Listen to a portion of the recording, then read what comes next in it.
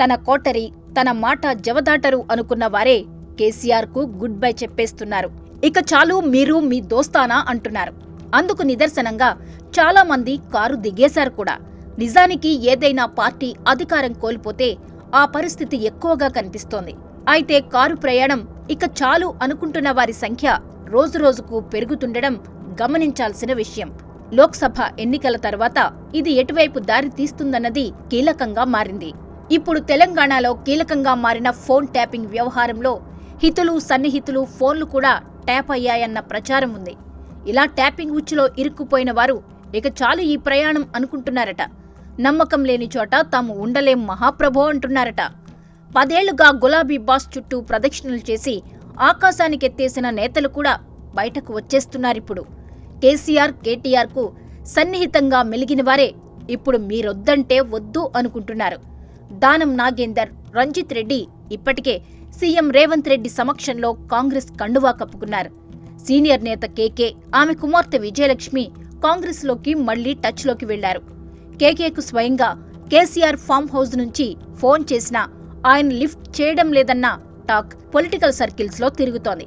దానికి తగ్గట్టే ఆ పార్టీలో కుటుంబ పాలన కొనసాగిందని ఒప్పుకుంటున్నారు రాజ్యసభ ఎంపీ కేకే.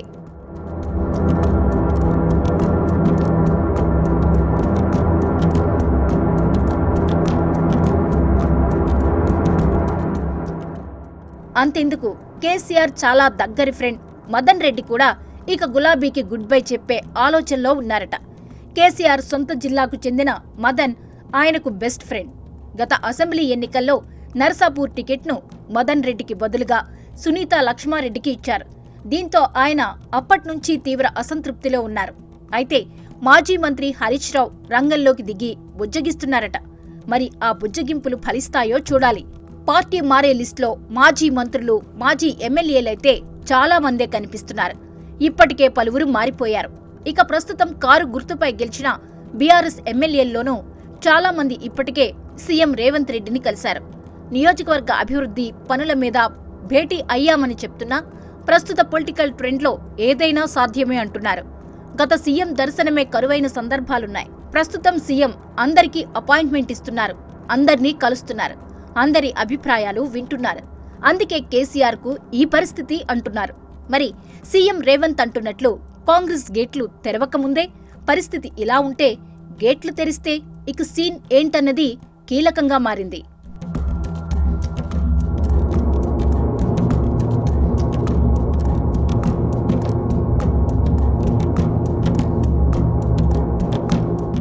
గులాబీ పార్టీలో కుటుంబ సభ్యులు మినహా ఇంకెవరూ మిగలరా?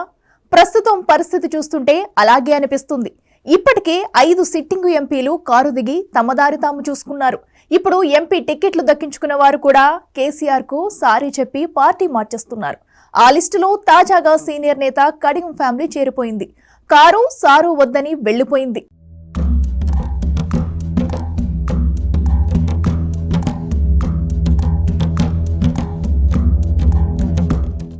కేసీఆర్ మార్క్ రాజకీయానికి కాలం చెల్లిందనడానికి ఇప్పుడు జరుగుతున్న పరిణామాలు కేవలం ఉదాహరణలు మాత్రమే అంటున్నారు.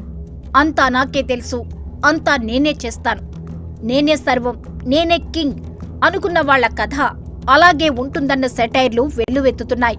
గత 10 ఏళ్లు సీఎంగా ఉన్నప్పుడు కేసీఆర్ కథే వేరు. స్టైల్ అంతా రాజరికం. ప్రగతి భవన్ ఒక గడి మాదిరి. ఎవరికీ ప్రవేశం ఉండేది కాదు. సారును కలవాలంటే గగనమే. చాలా మంది మంత్రులు ప్రగతి భవన్ దాకా వచ్చి పర్మిషన్ లేదని మౌనంగా వెనుదిరిగి వెళ్లిపోయిన ఘటనలెన్నో ఉన్నాయి.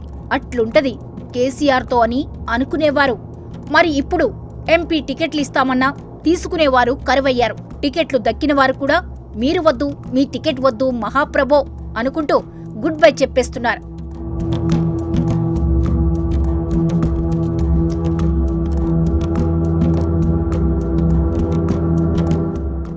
ఒకప్పుడు కేసీఆర్ కు ఫోన్ చేయడానికి ఎవరికీ ఛాన్స్ లేకుండా పోయేది. కానీ ఇప్పుడు స్వయంగా కేసీఆరే అందరికీ ఫోన్లు చేసి బుజ్జగిస్తున్నా ఉపయోగం లేకుండా పోతోంది. ఇప్పటికే జహీరాబాద్, నాగర్ కర్నూల్ ఎంపీలు కారు దిగి బీజేపీ టికెట్ తెచ్చుకున్నారు. ఇంకోవైపు పెద్దపల్లి, వరంగల్, చేవెళ్ల ఎంపీలు కాంగ్రెస్ కండువా కప్పుకున్నారు. దాంతో బీఆర్ఎస్ అక్కడ బతిమలాడి అభ్యర్థులను నిలబెట్టాల్సి వస్తుంది. వరంగల్ ఎంపీ టికెట్ సీనియర్ నేత స్టేషన్ ఘన్పూర్ ఎమ్మెల్యే కడియం శ్రీహరి కుమార్తె కడియం కావ్యకు ఇచ్చారు.